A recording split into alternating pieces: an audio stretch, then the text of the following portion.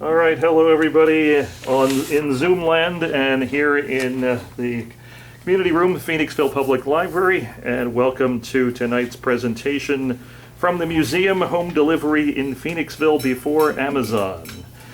Same-day delivery is definitely not a new concept, and tonight we're going to hear about how Phoenixvillians of yesteryear got their items delivered, courtesy of John Keenan. He is the the president of the Historical Society of the Phoenixville Area. Newly renovated Historical Society. If you haven't gotten down to the museum, please do. It's beautiful. It really is. It's a wonderful layout there now. John, we're glad to have you with us tonight. Thanks for taking the time, and take it away. Oh, actually, before you take it away, a note about questions. Please hold all questions to the end. That's for people in the room and on Zoom. All right, John, it's yours. Welcome. Thank you for having me tonight.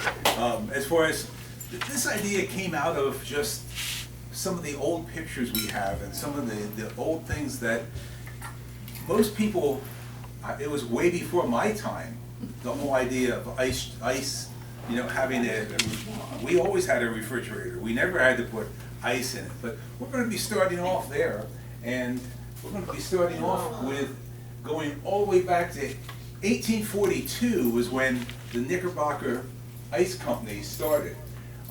This was probably not a picture from 1842 by any means, because as you know, photography really wasn't even much of it. It wasn't even kind of in the mainstream yet, and daguerreotypes and things like that didn't come along until right around the Civil War time. So, and that might be another neat program, but we won't go there tonight. I've been thinking about that one because there were so many neat photographers in town. Another day. But this, if you notice, the ice here, they were harvesting it with pitchforks and just very crudely harvesting it. Then they would have stacked it in some type of a building later on to keep it from melting. This is along the Pickering Creek. This is the Pickering Creek, and these were some of the buildings as I started doing the research for this, I thought, oh, there's one or two ice companies in Phoenixville. There were 9. I found there were 9 different ones. We have, let me back up a little bit. Just something that is available to people when they come in to visit even. We have a directory of businesses in Phoenixville that Dave Smith, one of our current members, has been working on, and he scours every phone book, every publication that comes in, and tries to find different 129, the Ice House, Knickerbocker Ice House. Folks on Zoom, please mute yourself. Yeah. I'm going to do it for them. Thank you. I did lose a train of thought there. So I was talking about the ice houses. And the ice houses along the Pickering, as you can see here, were quite large. Many of them often were as much as 5 stories high. Now, along with that same, this was another company, the Elliott Ice Company. Most of them had offices someplace in town, but they worked mostly off their truck. You see, the office was 34 Main Street. What would this have been for? You put it in your window, that's the poundage of ice that you want. Exactly, very good. So if I had it this way, how many pounds would it have been? This is audience participation. 75. 75. So you were a big user of ice if you had it like that. If you had it like this, so this is not from Phoenixville though. I haven't found one of these from Phoenixville that would say Elliott's Ice House, but more than likely they had something like this. Now you also will see a lot of them using these to go and pick up the block of ice. These were ice tongs, and it was one of their tools. The next picture you see, once I find where I set the clicker, we'll see in the next picture, they are delivering it at a house. And you'll notice the ice tongs and the block of ice the gentleman's carrying, and he's just kind of nonchalantly. You notice once you have it in the grips of it, you really can carry it with just one handle. You're not trying to keep the handles together because just the weight of it. They're designed pretty well.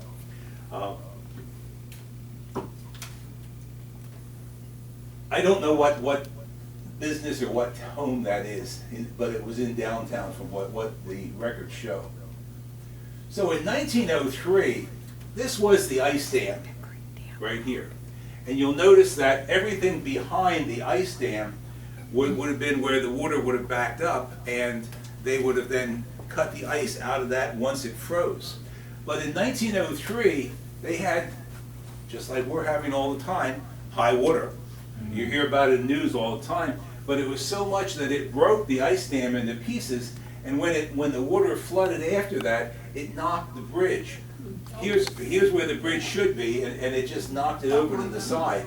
Now, to give you an idea where this is, a perspective, look in the distance on this side. You see that train trestle? Yeah. Oh, yeah. Okay, audience participation. Where is there a train trestle? On what route? Or what street? 29 going south. Ah, Gold Star over here, Route 29. That's as you're going 29 out of town past Pothouse Road and going on the curvy road and then on down. You'll go under a railroad trestle, and that railroad trestle is in that picture. So it's no longer a covered bridge, but the bridge that's there would have been in about the same location. I'm always amazed too at the amount of lack of trees in the background in a lot of these pictures. The trees were not near as developed as they were. Let's move on here. So this shows another view of that, and you can get a picture of the other side. It should be, this is the roadway, and it was not repairable in any way. It just knocked it completely off. Now, up above you'll see parts of that, how they got the ice there, and we'll see a little bit more in a moment. And here's a buckboard going by, and they're doing the old forge thing because it's the only way to get across at that time. But it left gaping holes, and it still looks like that today. If you go and look over to the right as you're going past, there's a signage, wayfinding signage about the ice dam and what it used to be. This was one of the tiles from Phoenix Federal, and it kind of did it really spelled out how it was done. First you have your cross grid, and that was being made by a horse and a plow type, like ice cutter. It would kind of cut it. Then the men would go out with these huge saws and cut it into sections. And as you can see, then they would be floating it down to a conveyor belt that took it up to the building to store. In this area, if we got 10 inches of ice, we were lucky. And they said, some of my reading told me that by 1920s, 1930s, there just wasn't enough cold weather, even back then, to give you enough ice to make it worthwhile. So life has changed as far as that goes with the ice. But it's really kind of, and then you see the railroad tracks. So from the railroad tracks, they could load the ice, and from Memorial Day to Labor Day and later, once that building was full, and it said they used straw and sawdust to insulate. That was their insulating materials, but the fact that it was stacked 5 stories high was what kept it from melting as well. Now, I don't know if any of you realize, we have a museum about ice. An ice tool museum right in our backyard. I was there. You were there? I've never been there. Oh, you have to get it. It's unbelievable, unbelievable. So I found this quite by accident, and I mean here, this tells you all about the museum. It's there's a big barn, and I guess, and their hours are a little bit worse than ours. But it shows the ice saws that hanging there. This was what was hooked to the front of the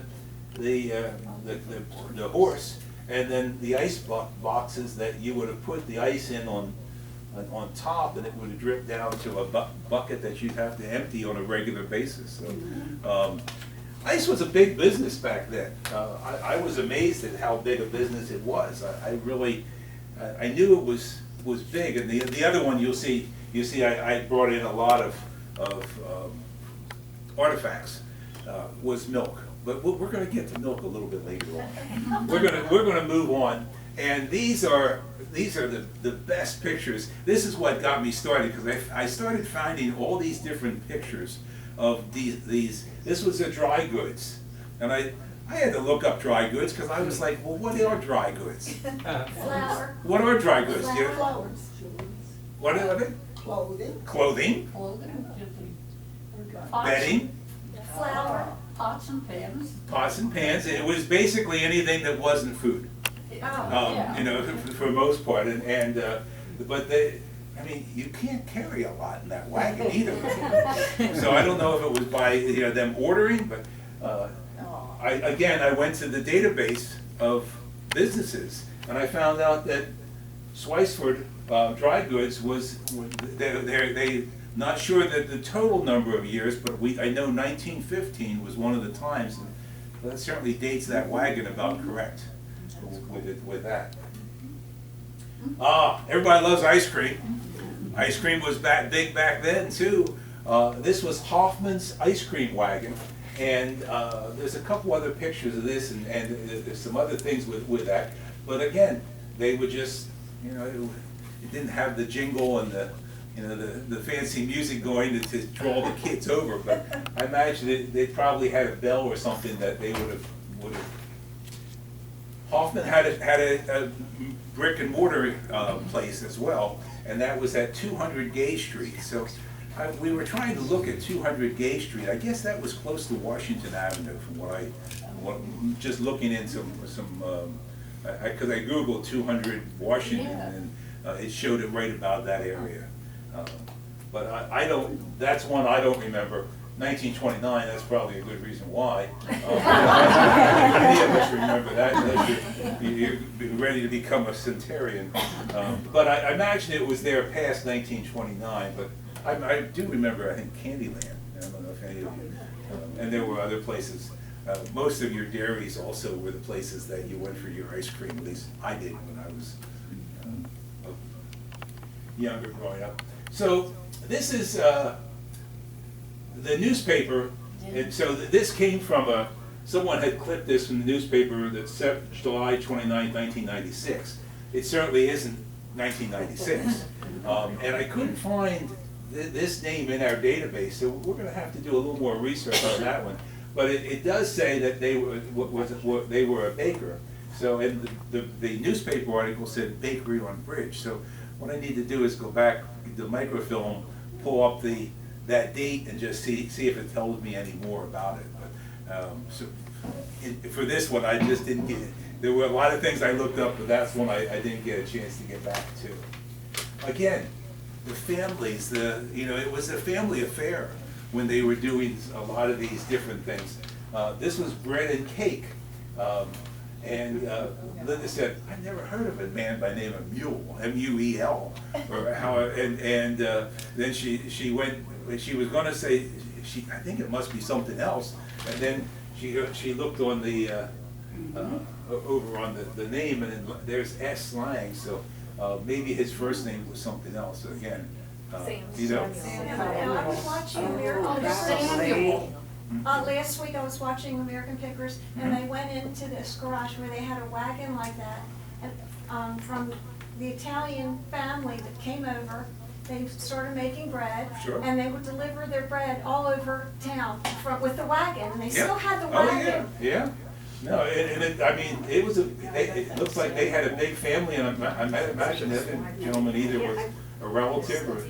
But it goes back to what I was telling someone when I was taking them around the museum, that everybody in Phoenixville was immigrated from someplace else. We were all immigrants, whether it was Polish, English, Ukrainian, Irish, Italian. There was just a little bit of everybody, and so that's.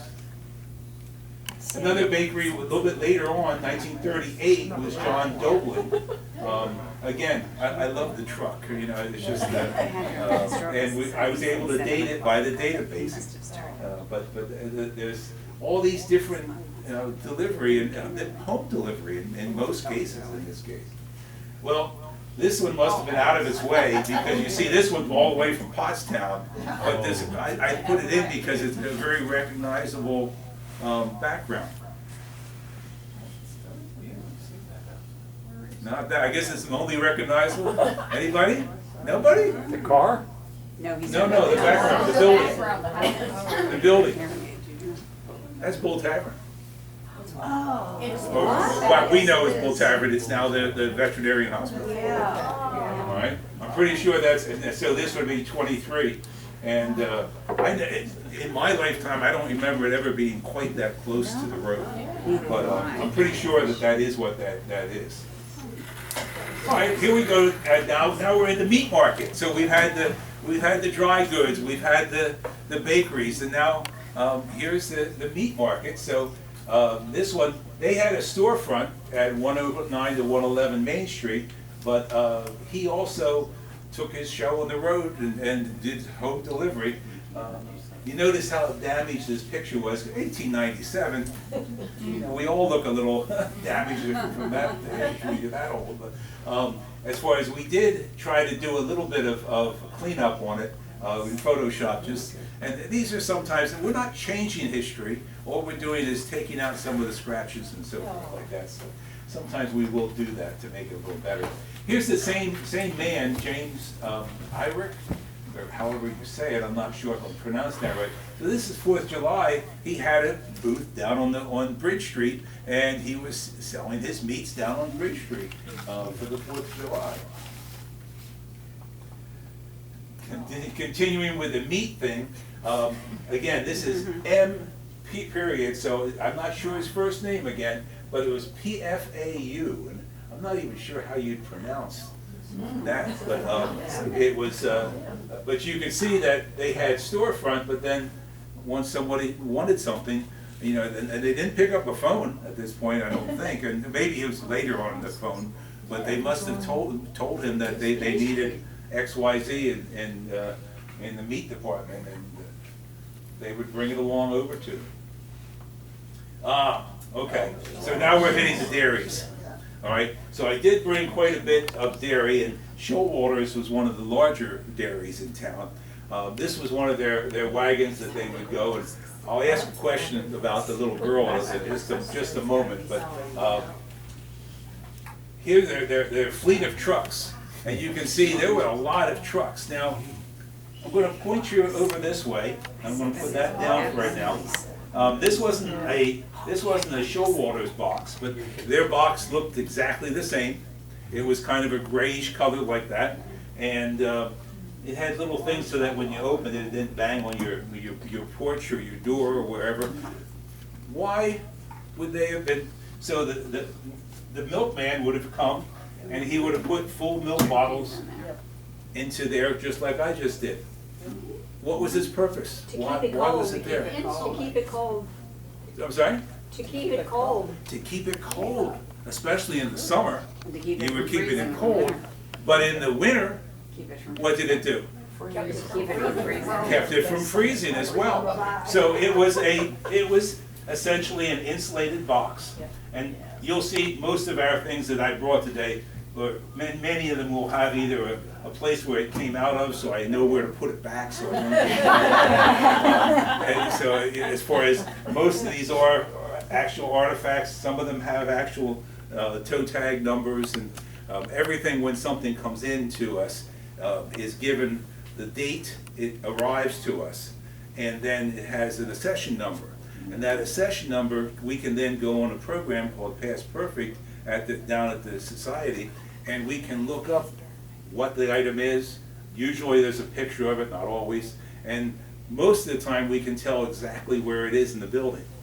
We have all these different little rooms that were the Sunday school rooms when it was Central Lutheran Church, and those Sunday school rooms all have a location in each one, so that way we can find the item, and if someone wants to photograph it or see it or whatever, take pictures with it in some cases. So the funny tops on them. You'll hear the word pog top, and this is really one of the pog type tops. it would, and I'm not gonna push it in, but once they filled it up with milk, they would have pushed that in, and it would have sealed the milk bottle completely. And it had a little tab that would stick up over here that you'd pull the tab up to open it. And I do remember those, as far as sometimes they had cardboard containers as well. You can see these still have the tab in them, and nope, that one's not gonna come out. But anyway, it does have the tab. But there were a number of different ways. Sometimes they would have a crimp top, and I'm not sure which one is the crimp top. But I do want to talk about this one. And this has nothing to do with home delivery. Well, it does, really. Why did it have the bubble here? Was that just for prettiness? Cream. Cream. And you see, you would have your cream spoon that you'd go in, and you would spoon the cream out so that you could, it would make your butter, or you just, if you wanted cream.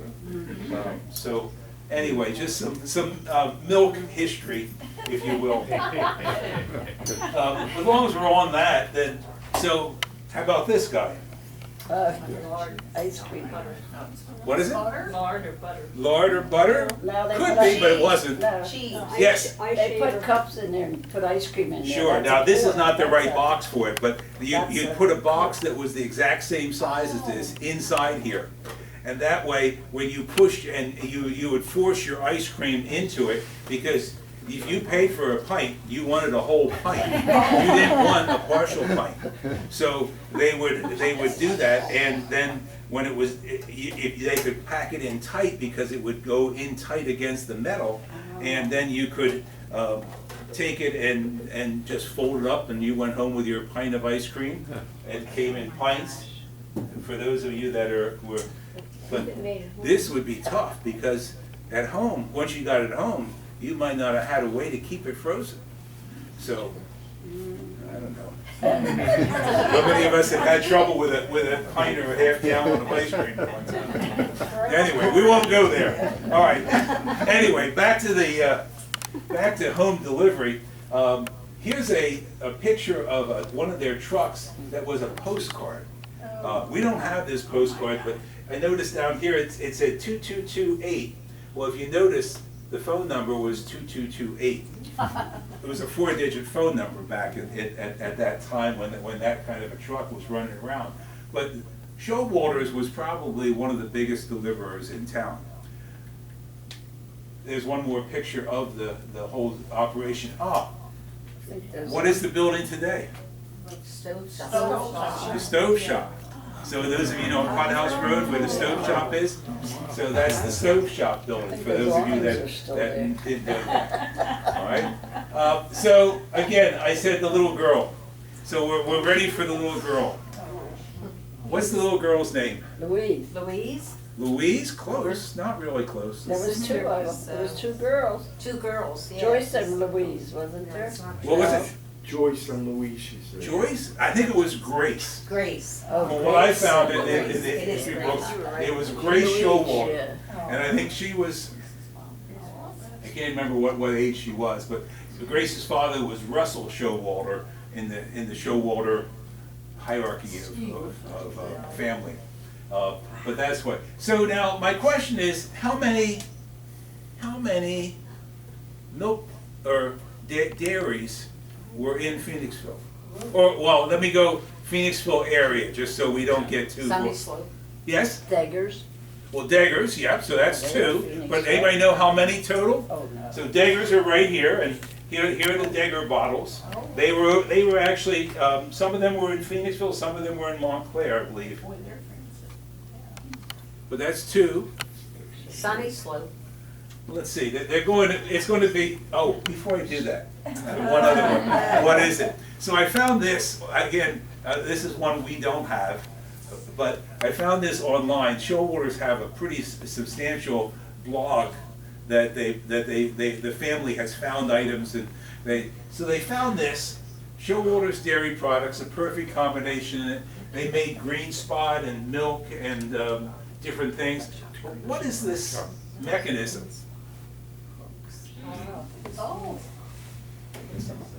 blocking some. Well, this was from the 1980s, so is what it tells me. But it said you would take a hot dog and you would put it one end on each end of the two spears, and it was electrified. It would send electricity through and heat up the hot dog. Honest to goodness, you go on there, you place the hot dog on one set of the 5 metal pegs. It would then heat your hot dog so you get a fresh hot dog and one of the 3 kind of beverages. Who would have thought? Again, there's things like this that you just can't make up.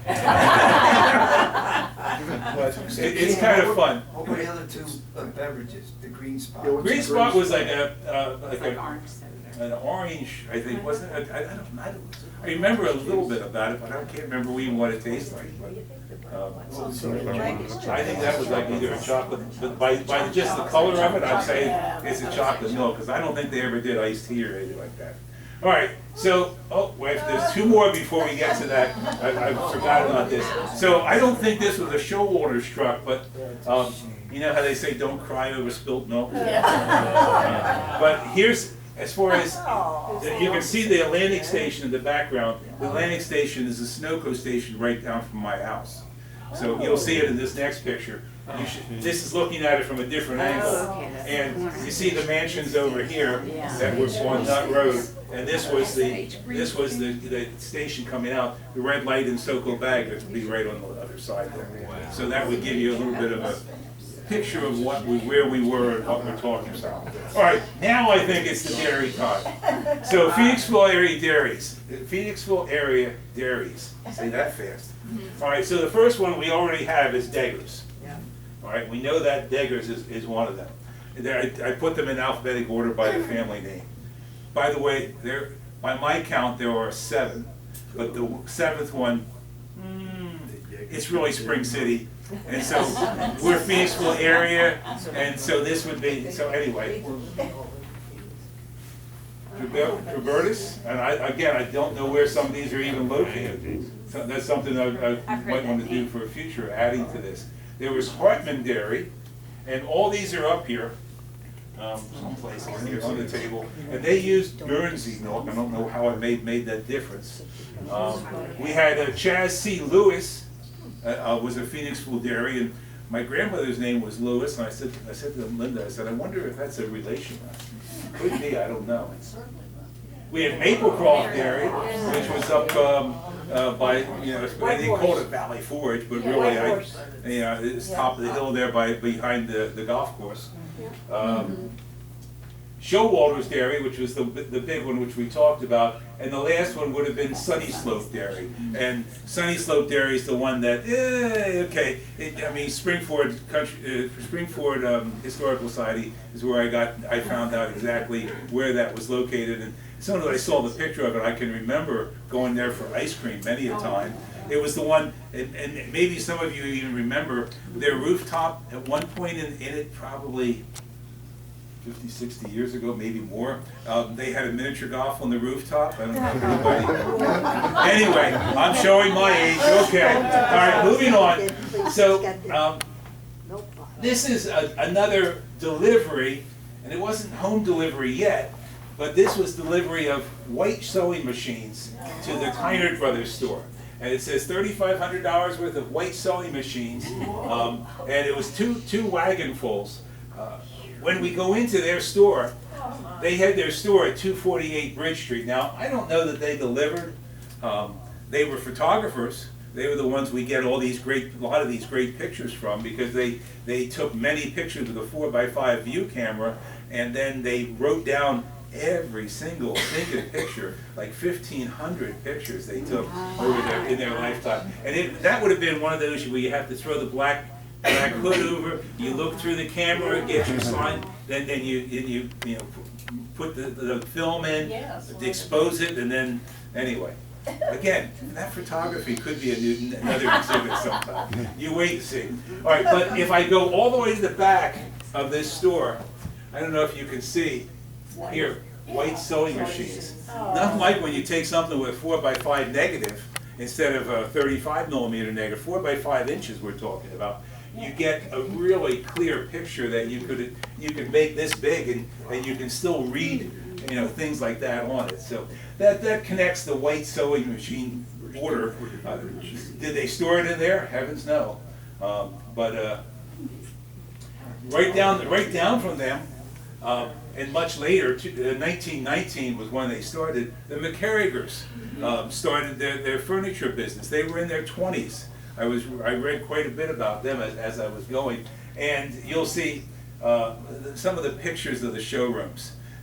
This is that scream of the 1950s. I mean, you know, as far as I mean, look at the flower, or maybe 60s, with the flowers on the lampshades, and but that was one of their showrooms that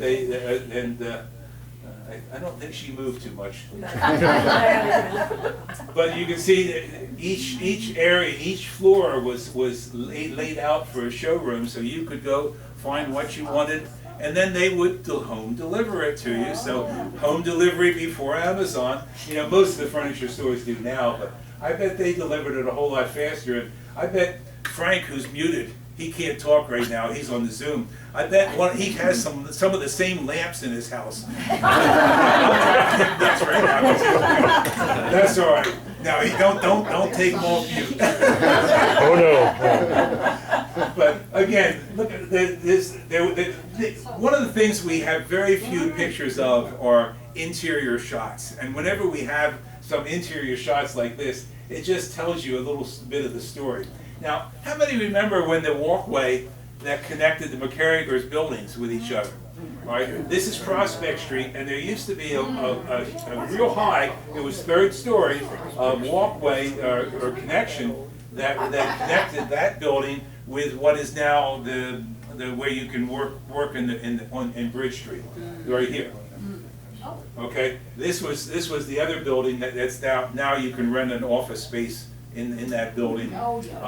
So it had this big door, so it made it real easy for them to take the truck in or wherever and take whatever they were going to deliver out.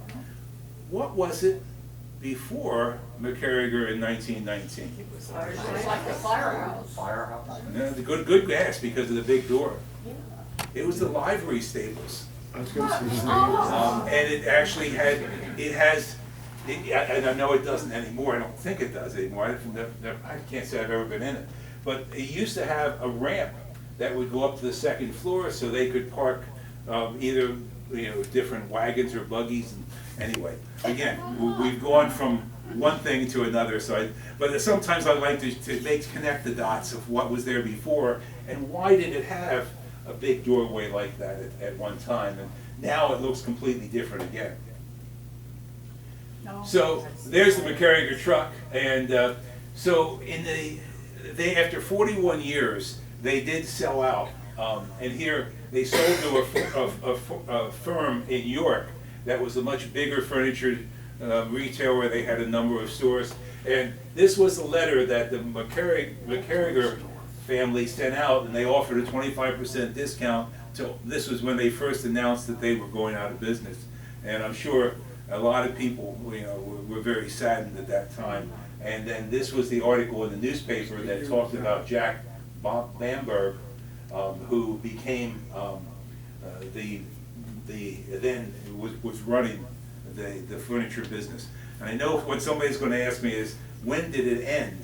And that I have not found yet. I don't know how long the York department store kept going. We're going to do questions at the end. No, that's what you answered what I was going to ask. Oh, okay. All right. Yeah. Anyway, so they did go to 70% off, and I do remember that, I think, somewhat. All right. The other furniture store in town was Newman's, and it was on Church Street.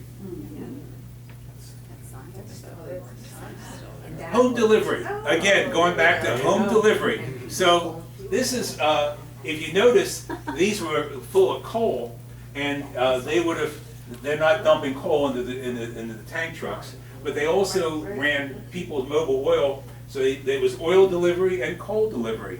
But the part I wanted to ask was, again, looking at the background. Well, maybe those houses, it'll show better in the next one. what were the houses in the background? At least I think they were, I'm not sure. The more I look at them It now. was on Wheatland Street.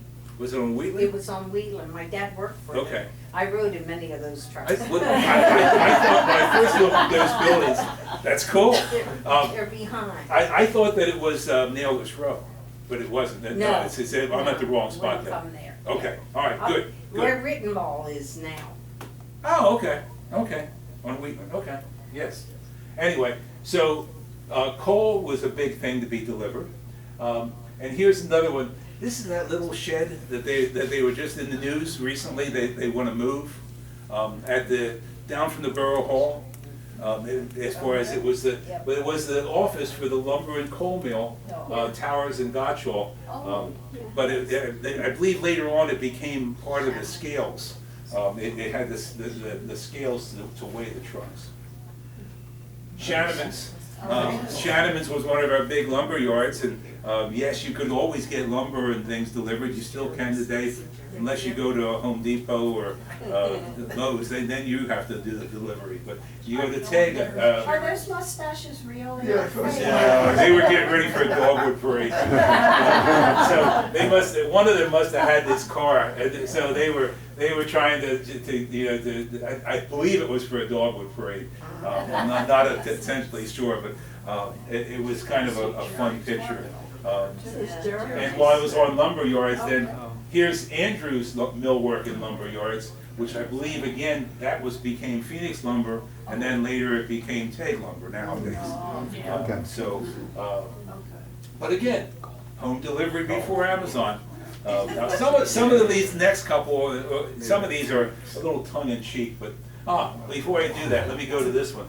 How many were to our event out at the Methodist Church, our quarterly meeting when it was where we shopped? Okay, a couple of you.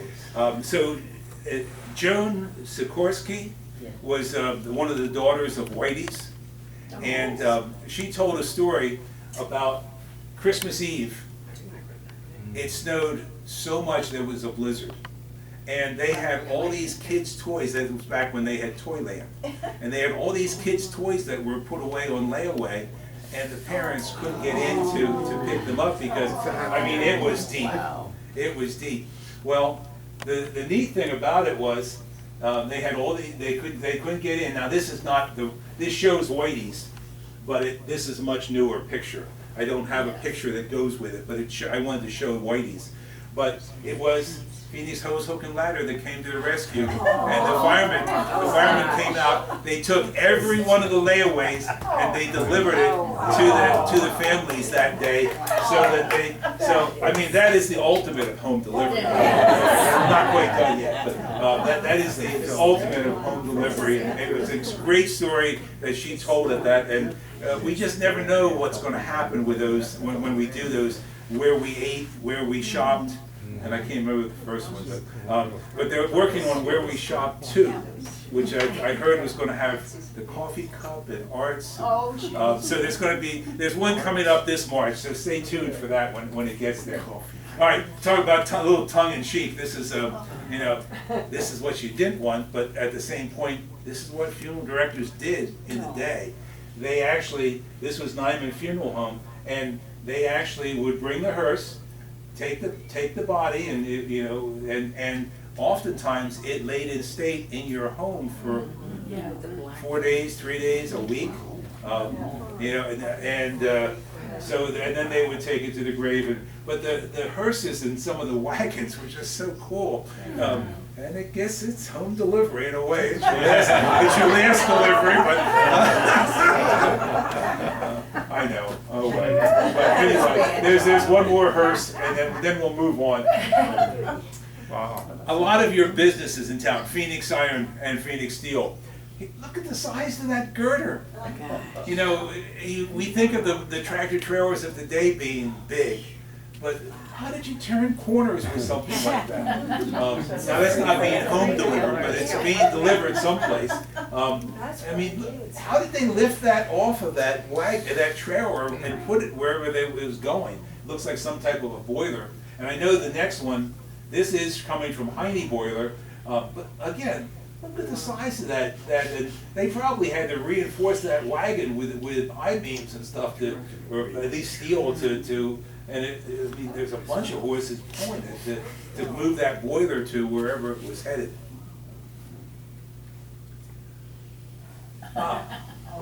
Unger Motors. So that was a Chevy dealership. Where is it? Where is that picture? What is that building today? Nudies. Most of us eat there, I was going to say. All right. So if you look at that building, it's going to be the same now. There's some, yeah. This is what you didn't want to have deliver your car to you. Not at all. You definitely did not. But they had the parts to fix it then. This is inside Nudies, or it was inside the Chevrolet at that time. You know, yes, there were cars in there too. You could buy your I don't know if that's a Model A or not, but it's an early. Then it moved out to the new location, and it was Kelly Chevrolet. Wyland's Meat. We're getting near the end, so I don't want to. Wyland's Meat was a meat packing company that didn't deliver. They delivered to stores for the most part. But looks like here they're giving out maybe hams or some type of cuts of meat. But they were a big player in meat in town. And here they're brand spanking new trucks, and they're all in their white outfits. They're ready to. Daily Republican, Evening Phoenix, newspapers. All right. In fact, I wonder, looking at the picture, I think that's a Dogwood supplement run. Did you see the picture up here? I think that's one of the queens from that year. But anyway, they printed the newspaper, and then it was Kid Power delivered. How many had how many had a son or daughter that was a newspaper person? Probably many. Those are not pictures. I could not put my hand on one of a Phoenixville person. I was looking for one of Dave Meadows because I was pretty sure. I'm sure we have one of him down there. And they were off on a cruise, so I couldn't even ask him for one because he probably has one. He has all kinds of stories from when he delivers newspapers. The wafting of potato chips through the air over the north side. Now, although Valley Maid had all those trucks, they didn't do home delivery. But you could always depend on Charlie's Chips would bring it right to your home. So you could get it from home. All right, we're now into modern day time. Probably many of you may not remember, that's the Colonial Theater in the background, the little brick building. This is on the little Bank Street, I guess it is. And was Domino's was delivering from out of that section. And then there was Pizza Hut, and I don't know if Pizza Hut delivered or not, I can't remember. But that was where the Mason Street School and Phoenix Federal is now, their main offices there. And of course, Sears was one that delivered quite a lot, and you could order anything from Sears. So we have to end up with modern day, and some of these we do, some of these we don't. But at the same point.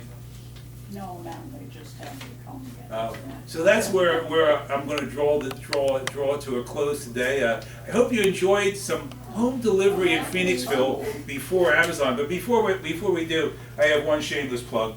If you haven't been down to the museum, we want to see you down there. We're at the corner of Main and Church Street, right at what was the old Central Lutheran Church, 2 doors down from Phoenix Federal, on that same side of the street. It looks like a church, but you'll see our logo up on the top. And if you enter from 204 Church Street, we have moved the museum from the lower level up to the entire sanctuary. We've taken all the pews out, we've taken all the risers out, it's handicapped accessible. You can get to the whole thing. These are the times we're open right now, first Friday of each month. That you can't do research on Friday nights because it's just, we're going to get too many people. But we just we're looking at Sundays. I think Sundays, watch Facebook. It could open as early as this Sunday. There's some talk of that. But I encourage you to come up, look at some of the artifacts that are up here. You want to take questions then? And we'll open up for questions. Good idea. Sorry. Yes? Was Charlie Chips local?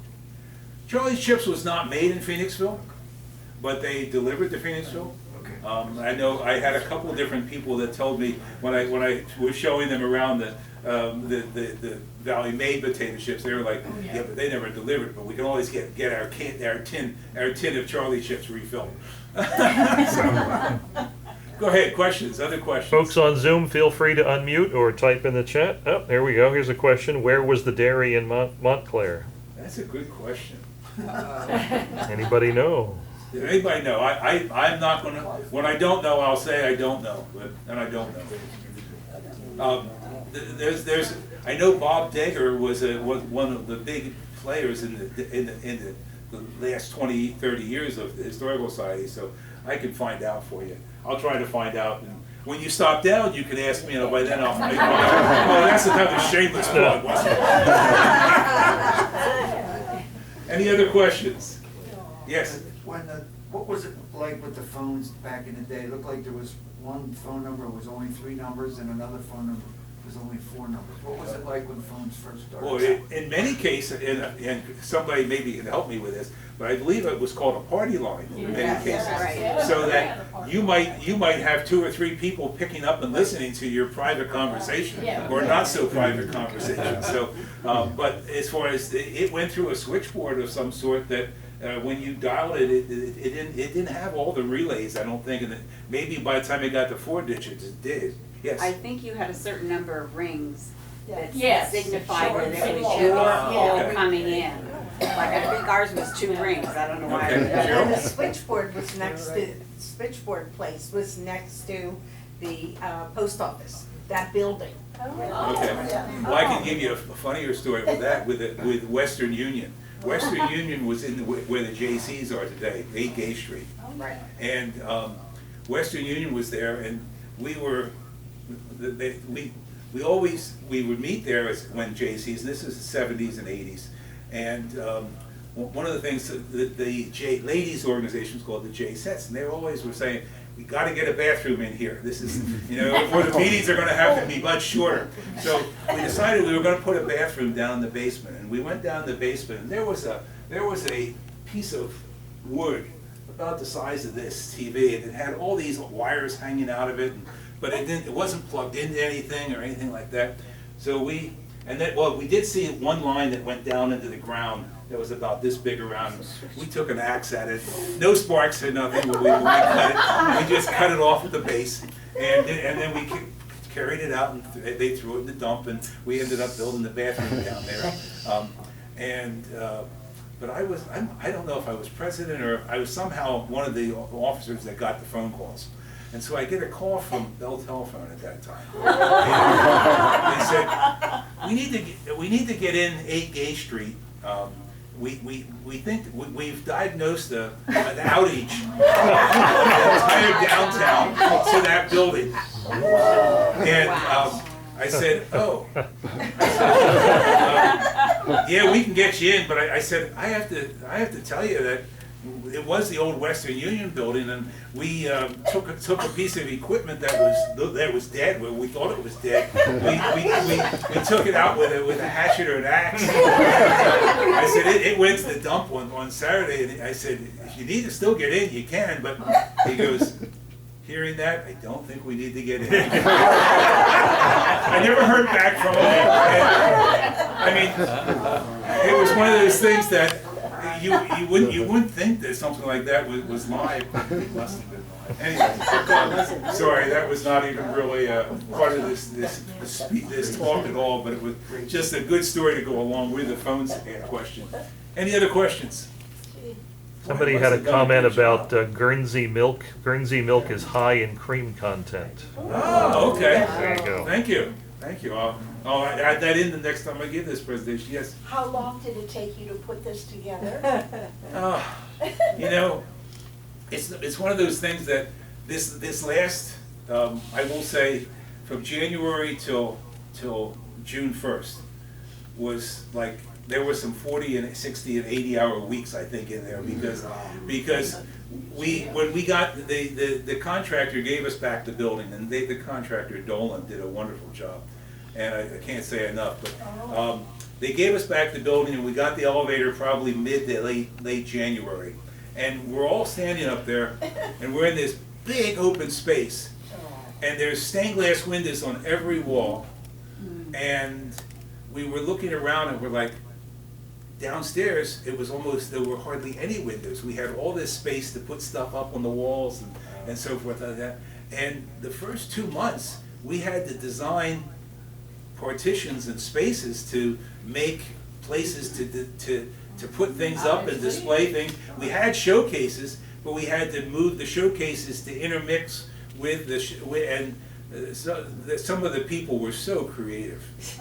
They built computers and TV screens into some of those walls, and they just found ways to make them not all square and rectangle, and beautiful job. And again, but at the same point, it was just like, so in answer to the question, I first started by taking, I had a long train ride down to Florida. We took the auto train, and I had taken a number of photos and just dumped them into just a flash drive so I could take it along. And I just started, and that was the beginning of it. And then it took many turns from there till it was finished. But it's hard to say. It's a labor of love. It's what we do down there is telling the story of Phoenixville, because Phoenixville is very, very rich in its stories and the different things that and those of us growing up here, it's even richer for us, because I've pretty much been here all my life, and it's fun to tell those stories. Someone on Zoom has asked, did Schwann's ice cream and frozen foods deliver in 1950s in Phoenixville? I don't know if they delivered, but Swan. SCHWAN is how it's I spelling believe I it. remember that. Where was Swan from? Did they? Maybe you can answer that, whoever submitted that. Can you tell us where Swan was located in? Oh.